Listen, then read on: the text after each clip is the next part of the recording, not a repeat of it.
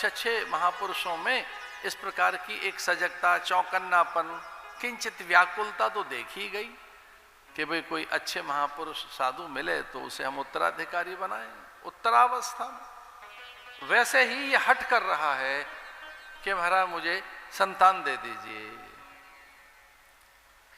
महाराज मना कर रहे हैं, तेरे भाग्य में दुख लिखा है, अपमान है, तिरस्कार है, ग्लानि लिखी है।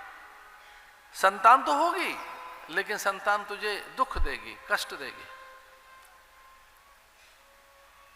जंगल में भाग जाएगा तो छिप जाएगा अपनों से, अपनों के सामने इतना अपमान होगा तेरा, तुझे जंगल में भागना पड़ेगा। तेरी पत्नी का तो कहीं ऐसा ना हो कि वो आत्मघात कर ले, कहीं तेरी पत्नी आत्महत्या ना कर ले, इतना दुख देगी संतान। मैं देख रहा हूं कि तुम बहुत दुखी रहोगे, इसलिए संतान की बात छोड़ कुछ और मांग ले।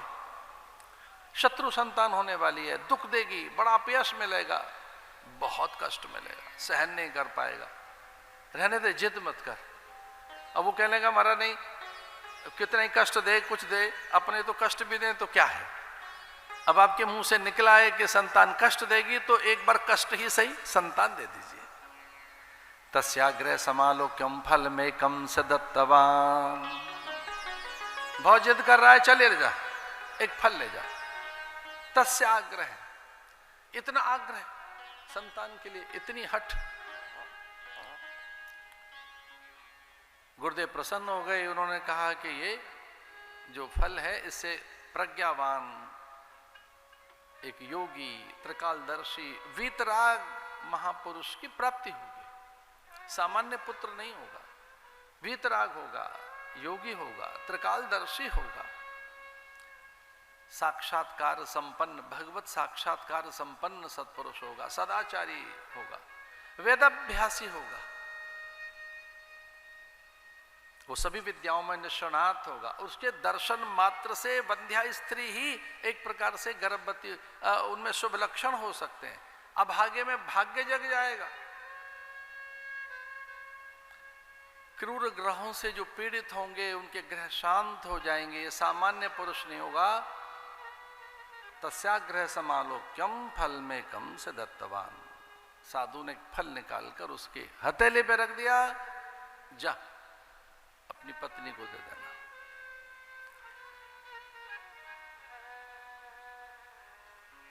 धुंधुली का अर्थ है वो बुद्धि जो स्पष्ट नहीं, जो ठीक निर्णय नहीं ले पाती, ठीक निश्चय नहीं कर पाती। हम कई बार ठीक चुनाव नहीं कर पाते, हम ठीक निर्णय नहीं कर पाते, हम सही संकल्प नहीं कर पाते। शुभ संकल्प के अभाव में जीवन विपरीत दिशा में चला जाता है, भटक जाता है। इसे शास्त्र कहते हैं तन्मे मना शुभ संकल्प मस्तु। मन में शुभ संकल्प हो तो जीवन सिद्ध हो जाता है। वह स्वभावतः उतनी सजग सावधान नहीं थी, मूढ़मती। फल की उपेक्षा की, गौ के सामने फेंक दिया। गौ ने फल ग्रहण किया। 9-10 मास में गौ ने बालक देने की तैयारी कर ली और ये उधार का बालक ले आई पड़ोसी का। पड़ोसन को लगा, ईर्ष्या हो गई कि इसके पास अद्भुत फल है, अमर फल है, दिव्य फल है, इसका पुत्र योगी, यति, तपःपूत अथवा दार्शनिक विचारक हो गया। इसके इस फल को ही देखकर लग रहा है कि इसका पति राजयोगी होगा और राजा इसके सामने शीश झुकाएंगे तो इसका तो बड़ा यश होगा, नाम हो जाएगा। क्यों ना मैं सगर्भा हूं, अपना ही इसे अपनी संतान दे दूं।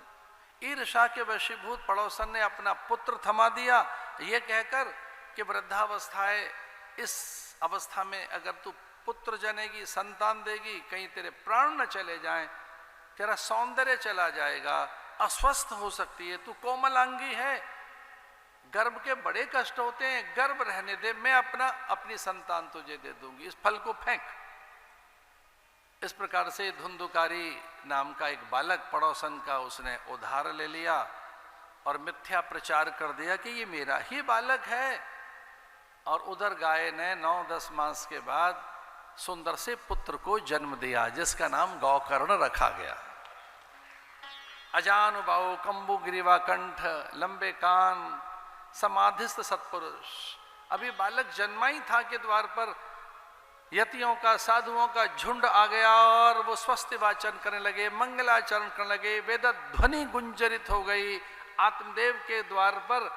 और साधुओं ने वेद स्वर, वेद मंत्रोच्चारण ऐसे किए, कुछ समझ नहीं आया, और गाय के पास रखे बालक को उठाकर ले गए।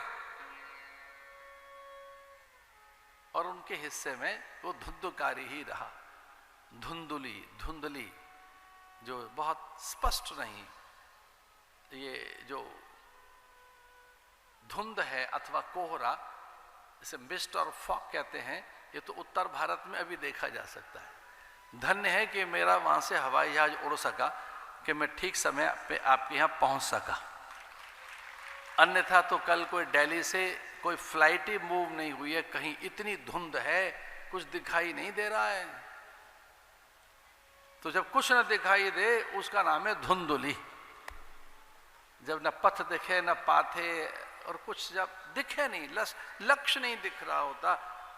और वो बालक ने बड़ा कष्ट दिया, वो चौर कर्म करता था, दस्यु बना, लुटेरा बना, वो गणिकाओं के पास, नर्तकियों के पास जाने लगा, मद्यपान करने लगा, माता पिता का धन छीन लिया, चूल्हे की जलती लकड़ी लेकर माँ को मारने के लिए दौड़ा, माँ प्राण बचाने के लिए कूप में कूद गई और पिता जंगल में भाग गए, बड़ा अपयश हुआ। और वो जो गणिकाएं थी, 5 नर्तकियां, उन्होंने धुंधकारी के मुंह में कपड़ा डालकर और उसके हाथ पैर बांधकर उसे जलाकर धरती में दबाकर चंपत हो गई। इसका अर्थ क्या है कि विषय कब हमारा भोग डाल देंगे पता नहीं। कौन कौन से विषय? शब्द, स्पर्श, रूप, रस, गंध। प्राय कभी साधक हमसे कभी कभी एक बात कहते हैं, अच्छे साधक कहते हैं ऐसा हमसे, हमारा ध्यान नहीं लगता, खड़े खड़े पूछ रहे हैं, भीड़ में पूछ रहे हैं, काफी भीड़ है और हमसे ध्यान की बात कर रहे हैं। वो बहुत भीड़ में कभी कभी लंबी कतार खड़ी है और वो हमसे कहते हैं वो ध्यान नहीं लगता। अब उनको कौन बताए कि भैया ध्यान तो 7वीं चीज है, पहले यम, फिर यम, नियम, आसन, प्राणायाम, प्रत्याहार, धारणा, फिर है ध्यान। ध्यान नहीं लगता। ध्यानम निर्विषयम मनः, ध्यानम निर्विषयम मनः। जानते हो ध्यान किसे कहते हैं? जब कोई विषय न रहे मन के पास, उसका नाम है ध्यान। ध्यानम निर्विषयम मनः। जब कोई विषय न रहे मन के पास, उसका नाम है ध्यान। धारणा बार बार एक बिंदु पर लाना, फिर प्रत्याहार, उससे पहले प्राणायाम, फिर आसन, आसन से पहले नियम, शौच, संतोष, तपस, स्वाध्याय, ईश्वर प्राणिधानानि, और उससे पहले यम, सत्य, अस्तेय, ब्रह्मचर्य, अपरिग्रह, अहिंसा।